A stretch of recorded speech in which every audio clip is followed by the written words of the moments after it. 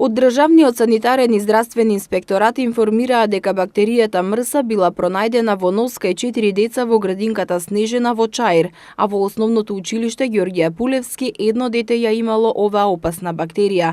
Минатиот месец мајка пријавила дека кај незиното дете во нос била пронајдена бактеријата МРСА, па по земените брисеви кај 37 деца, кај 3 од нив била откриена таа бактерија, а кај 2 Staphylococcus aureus. Децата кај кои е пронајдена бактеријата се лекуваат и не посетуваат градинка, а во училиштето биле земени брисеви од сите деца во оделението и кај ниту едно не е пронајдена бактерија.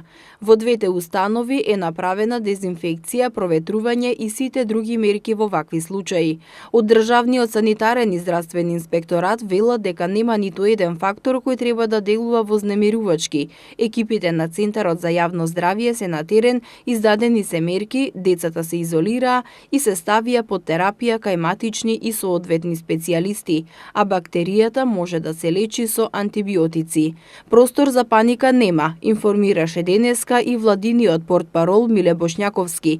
Тој информираше дека по спроведените контролни брисеви на вработените не постои простор за паника во врска со откриените случаи на инфекција со бактеријата МРСА.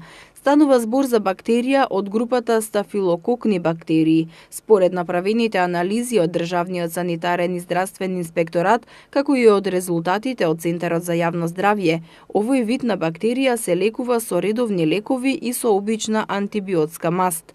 Бактеријата МРСА често се наоѓа на кожата и слузниците на човекот. Бактеријата кај здравите лица не предизвикува никакви симптоми и тие се само преносители на бактеријата. Оваа бактерија може да се пренесе преку физички контакт, преку кожа или пак преку кивање или близок контакт со преносителот. За да се заштитиме од инфекцијата со оваа форма на стафилококна бактерија, треба да се води сметка за правилната и редовна лична хигиена.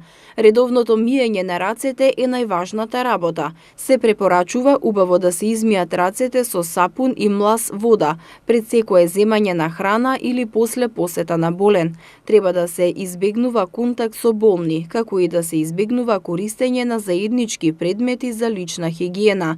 Бактеријата се лекува со антибиотска терапија.